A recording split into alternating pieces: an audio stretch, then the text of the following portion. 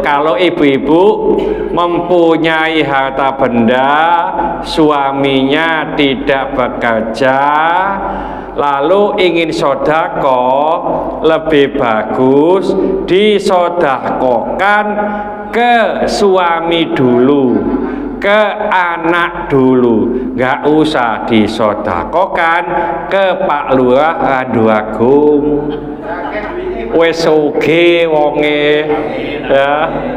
Jadi disedekahkan ke suami dulu yang di PHK atau sakit dan seterusnya sebelum sedekah ke yang lain-lain. Assalamualaikum warahmatullahi wabarakatuh.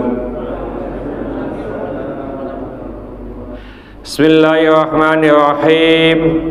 Wa an Abi Sa'id al-Khudri, dari Abu Sa'id al-Khudri radhiyallahu anhu qala, mudah-mudahan Allah meridainya, ia berkata, Ja'at Zainabu, telah datang siapa Zainab, Imra'atu bni Mas'udin, yaitu istrinya Ibnu Mas'ud.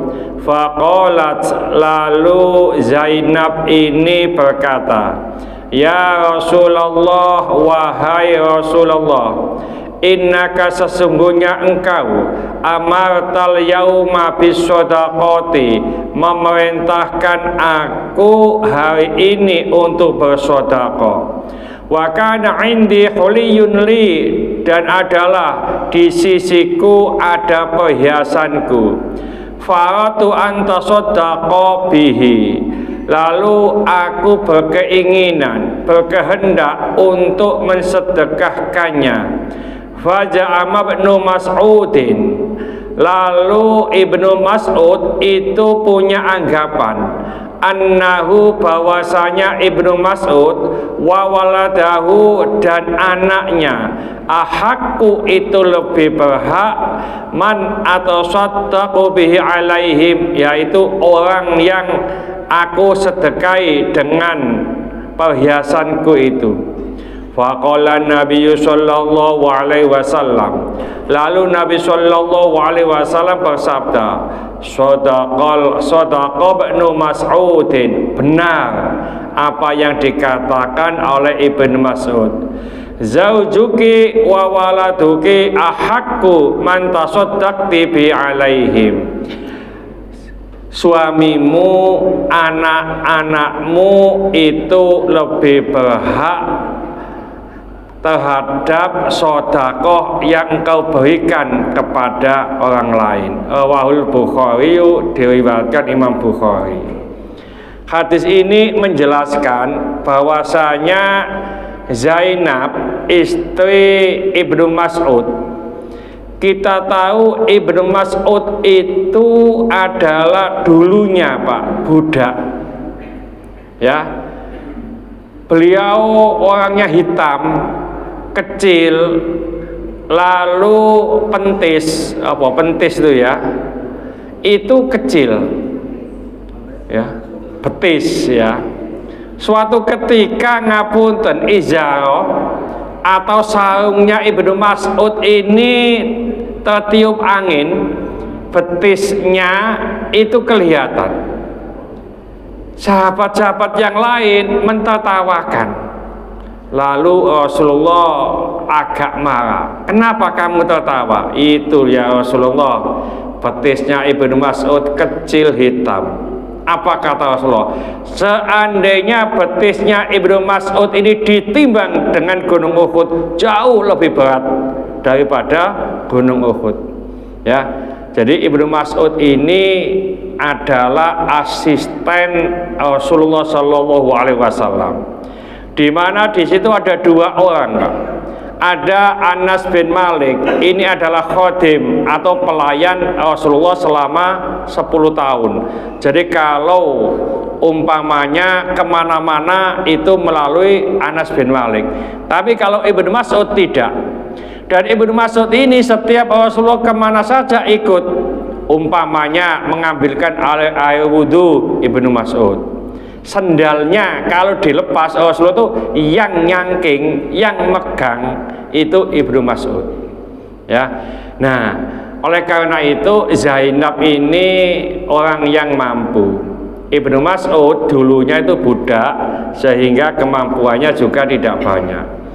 Zainab ini punya perhiasan yang mana sebelumnya Rasulullah mengatakan, hei Zainab, sodakoho hari ini. Maka Zainab berkeinginan bersodakoh. Saat diketahui oleh suaminya atau Ibnu Mas'ud mengatakan, hei Zainab istriku, yang lebih berhak engkau beri sodakoh itu adalah saya dan anak-anakmu daripada orang lain. Nah, ini ditanyakan kepada Rasulullah, apakah benar ya Rasulullah? Maka sodak, benar apa yang dikatakan oleh Ibnu Mas'ud. Oleh karena itu Zainab sodakoh dulu kepada suami dan anakmu. Artinya begini, Pak, di kehidupan atau realita kehidupan sekarang, apakah ada semacam itu? Tidak sedikit. Contoh, suaminya bekerja, istrinya bekerja. Saat suaminya bekerja itu di PHK, Pak, lalu istrinya tetap bekerja. Ini beberapa waktu yang lalu ada orang yang tanya-tanya, ibu-ibu, ya alhamdulillah ibu-ibu itu tuwek, Pak, ya. Jadi saya juga jawabnya itu tegas. Nih ibu-ibu si odo enom, itu jawabnya odo bingung saya ini. Dan orang jauh, alhamdulillah, orang Bogor sana, suaminya ini di PHK, lalu dia tetap bekerja. Apakah boleh Ustadz saya ini menafkahi suami saya? Kan begitu, Pak, karena suaminya nggak bekerja ya, kalau nggak dikasih uang kan ya nggak makan, ya. Jadi kemarin saya katakan, ngapunten ibu-ibu, biasanya ibu-ibu kalau sudah bekerja itu ngomongnya, Mas, uang sampean itu uangku, nih uangku dewe. Nah, begitu. Jadi orang bekerja, wanita itu adalah uangnya sendiri. Karena apa? Yang berkewajiban untuk memberikan nafkah adalah suami, istri berhak menerimanya. Tapi kalau istri yang bekerja, suami tidak bekerja, tetap sebenarnya yang memberi nafkah kewajiban suami, istri hanya berhak. Begini, ada kasus umpamanya semacam itu, atau suaminya ini terkena penyakit, Pak, lumpuh umpamanya, atau stroke sehingga tidak bisa bekerja, lalu istrinya bekerja. Apakah boleh memberikan nafkah? Mayoritas ulama memperbolehkan dengan kias begini. Kalau istri atau suami ini menikahi istrinya waktu itu, nah kalau orang laki-laki sudah membayar mahar kepada calon istrinya tadi, maka mahar umpamanya 15 juta, ini adalah hak istri. Suami sudah tidak punya hak lagi. Tapi di dalam Al-Quran disebutkan, kalau istrinya itu mengembalikan atau memberikan sebagian kepada suaminya dengan kerelaan, maka diperbolehkan. Padahal ini sudah hak istri. Nah, istri memberikan kepada suami, ini diperbolehkan. Nah, salah satu ini dasar para ulama memperbolehkannya istri menafkahi suami ketika suami tidak mampu untuk mendapatkan penghasilan. Apakah boleh seorang wanita itu bekerja di luar rumah? Nah, ini yang jadi pertanyaan. Sekarang itu di kantor-kantor itu kan tidak laki-laki semuanya, Pak.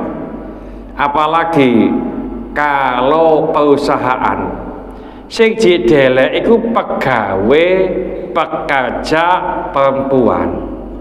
Ya, kenapa? Pertama, perempuan itu teliti. Ya, kedua telaten, murah. Ya, terus manut. Ya, disengeni ku sewedi Pak, ade pegawai. Ayo nang kojakno. Wedi, nek sing lanang kadang-kadang sik manggel.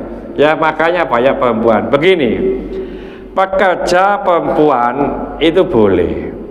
Bahkan ada dalam hadis kalau nggak salah, saya pernah bikin konten begitu, bahwasanya wanita keluar malam itu diperbolehkan dalam rangka, sekali lagi dalam rangka bekerja, bukan untuk yang lain. Ya, umpamanya Ustadz, ini arisan nih. Nah, arisan itu masih bisa dilarang. Tapi kalau udah bekerja, ini diperbolehkan. Ya, jadi makanya yang di pasar-pasar itu kan banyak perempuan, Pak ya. Malam-malam itu. Kalau di pasar Gresik, beda di pasar Panceng, Pak. Kalau siang-siang itu hari Rabu atau Minggu itu, laki-laki semuanya di pasar Panceng itu. Pasar sapi. Ya, soalnya dodolan sapi larang kabeh. Nah ini Pak, oleh karena itu kalau ibu-ibu mempunyai harta benda, suaminya tidak bekerja, lalu ingin sodako, lebih bagus disodakokan ke suami dulu, ke anak dulu, nggak usah disodakokan ke Pak Lurah Randu Agung. Wes oke wonge ya.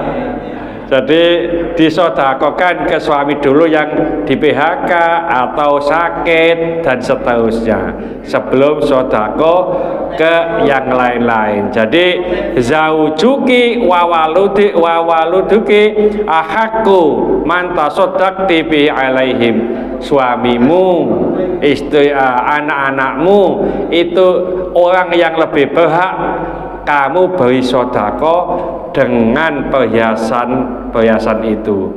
Ini kata Rasulullah kepada Zainab. Ada pertanyaan, mungkin ibu-ibu ada yang tanya. Orang sing duwe akeh. Kalau istrinya TKI gimana, Pak? Istrinya TKI. Nah, ini apa iki sing lanang rabi mana iku? Ya banyak kasus TKI yang ada di Hong Kong, ada di Taiwan, kirim ke suaminya yang ada di sini, malah suaminya menikah lagi.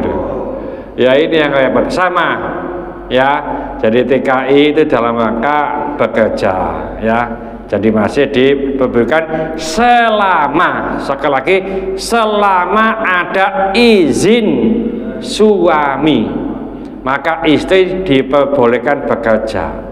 Tapi kalau tidak ada izin dari suami, tidak boleh.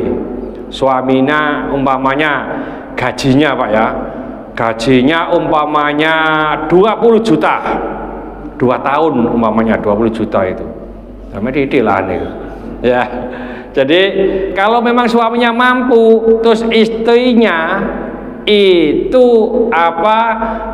tidak usah bekerja, itu lebih bagus. Mudah-mudahan sedikit ini dibarengi hidayah oleh Allah Subhanahu wa taala. Mudah-mudahan segala hajat kita dikabulkan Allah, segala kesulitan kita dibantu oleh Allah. Mudah-mudahan anak-anak kita menjadi anak soleh soleha, taat kepada Allah, patuh dan nurut kepada kedua orang tua. Jangan kasih keturunan, mudah-mudahan Allah memberikan keturunan yang soleh soleha. Jangan kasih jodoh, mudah-mudahan Allah memberikan jodoh yang soleh soleha. Mudah-mudahan di antara kita, keluarga kita, handetolan kita, tetangga-tetangga kita yang saat ini sedang sakit, baik di rumah sakit maupun di kediaman, mudah-mudahan Allah cepat mengangkat penyakitnya, menyembuhkan penyakitnya, dan mudah-mudahan Allah memberikan kesabaran kepada yang sakit. Dengan kesabaran ini mudah-mudahan Allah mengangkat seluruh dosa-dosanya, dan mudah-mudahan Allah mengampuni dosa-dosanya yang orang yang mendolimi kita. Al-Fatihah. Bismillahirrahmanirrahim. Wal asri innal insana lafi khusrin illa alladziina aamanu wa 'amilus sholihati wa tawassaw bil haqqi wa tawassaw bis sabr. Subhanallahi wa bihamdika asyhadu an la ilaha illa anta astaghfiruka wa atubu ilaik. Assalamualaikum warahmatullahi wabarakatuh. Allahumma sholli ala sayyidina Muhammad.